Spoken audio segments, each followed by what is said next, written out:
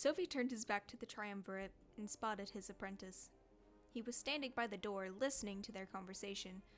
If he'd heard of Sophie's distaste for him, he showed no concern. Interrogation? And what would you have me extract? I thought the prisoner was at his wit's end. Anything to confirm our suspicions about Valinor. If you fail, I will not hesitate to punish you. Ooh. Remember what we're on the verge of. I understand, Master. I'll do my best to get you what you need. What are the limits when it comes to my approach? Keep him alive, Helen. I find that psychological pain is the most valid approach. He cares more for his rebel allies than he does for himself. Then I will threaten the rebellion's very core. I'm grateful to have this opportunity, Master. Things are starting to line up well for me.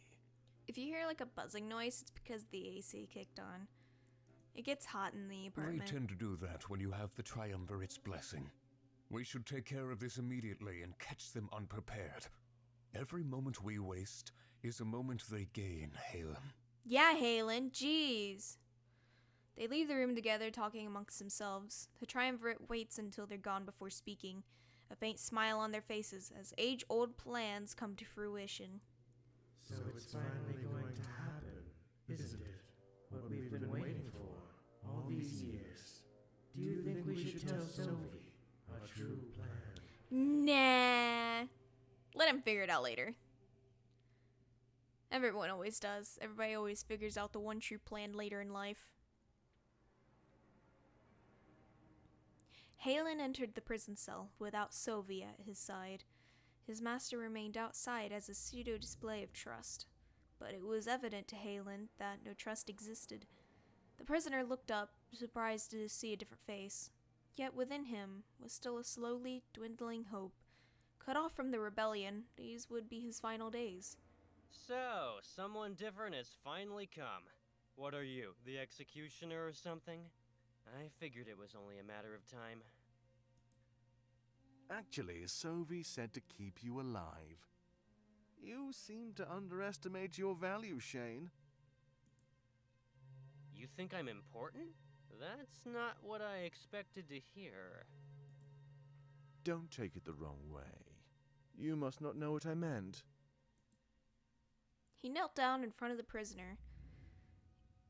With a sinister smirk, he tried to intimidate Shane. You're important as a bargaining chip. And the fact I must keep you alive is a curse. When I'm through with you, you'll beg for death. His voice acting's really good. You see, I'm different from Sophie. He's past the bar. They no longer need to test him. But I'm in the position where results must happen. When we give you back, you'll be a broken man. And soon after, the foundation of the rebellion will crumble. You think we don't know that Damek is your leader? What? Shane's eyes shot wide open in utter shock. It seems that Halen's threats worked to great effect. You'd be stupid not to think we have inside men. I could order Damek's execution in a matter of seconds. You don't value your life. But... Oh, sorry. I right-clicked and I didn't mean to. But you value his. Good. Now, I expect you to answer my questions. The Blade of Exodus, is it in Valinor Village? And the one who can wield it, do they live there as well? No, I don't know at all.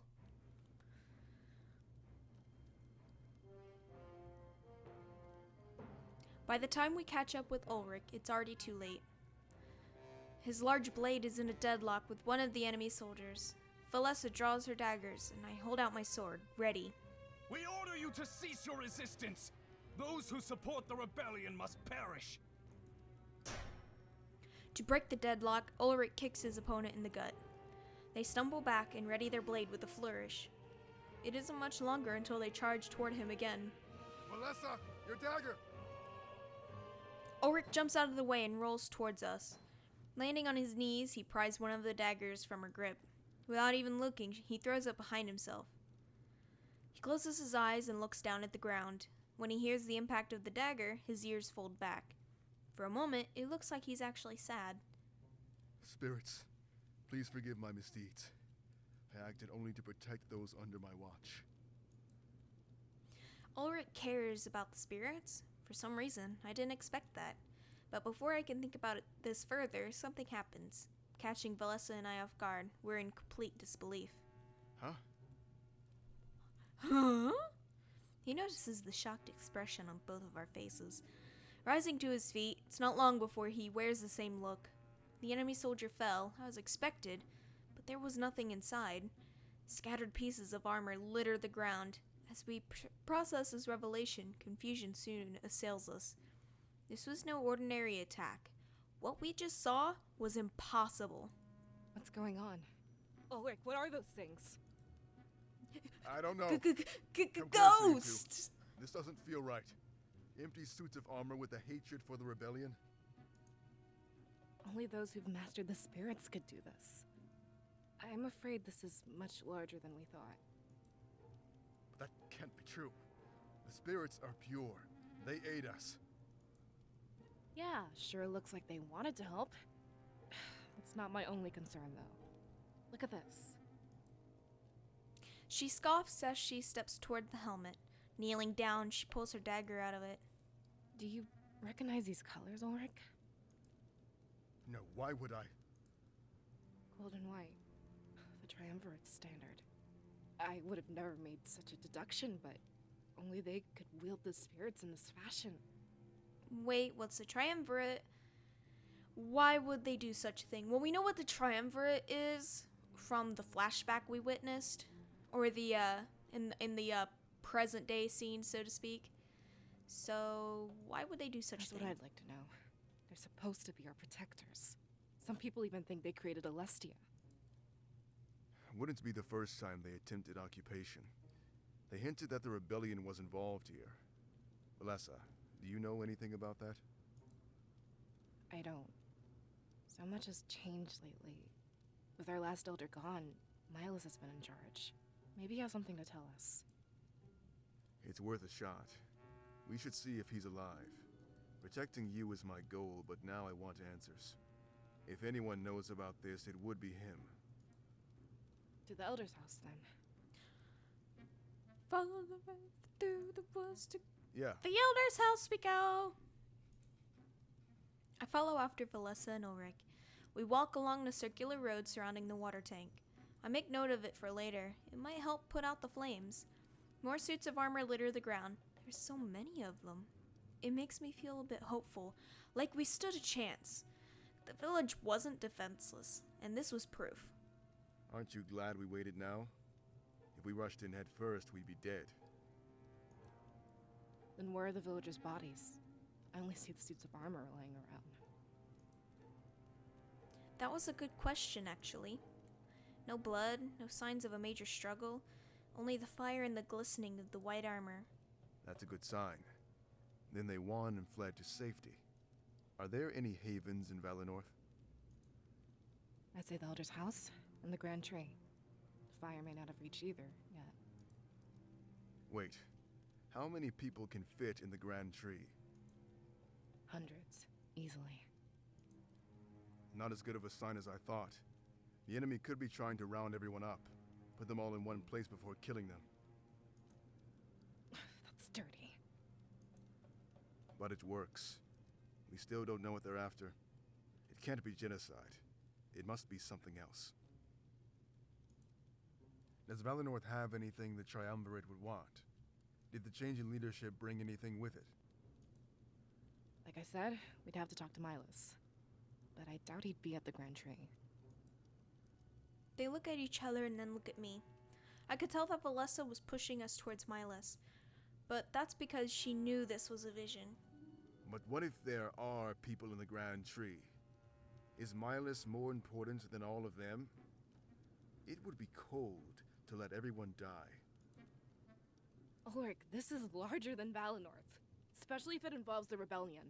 Information could save entire villages. I don't like what you're suggesting. Like it's any better than what you suggested? Using the people as pawns to buy us time? How is this any different? Get him, Valessa, get him. They fume at each other, but realize it's a stupid argument. In the midst of this battle, nothing was so black and white. Though I find it odd that Ulrich switched viewpoints so fast. This is a matter of Valenor's future. Such things are under the jurisdiction of the Cirrus. I stand by her side, and you stand by both of ours. That is, unless you want to abandon your job. That wouldn't look good on your perfect record. I guess you can fight dirty too. I don't like this, but you have me by the throat. I can only hope that you make the right choice. He stares at me with a serious look on his face. Talk about putting me on the spot. But if this was my role, I had to fill the shoes. What are we going to do? Focus on lives, go to the Grand Tree. Focus on information, go after Milas.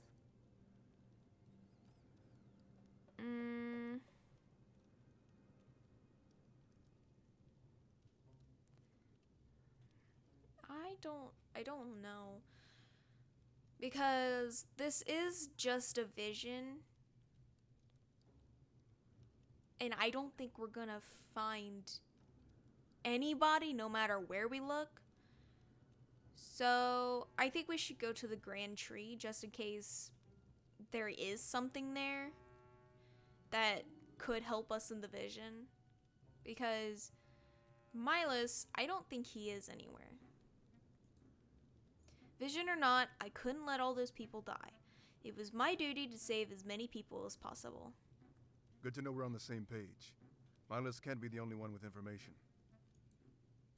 Are you sure about this? Remember what we talked about.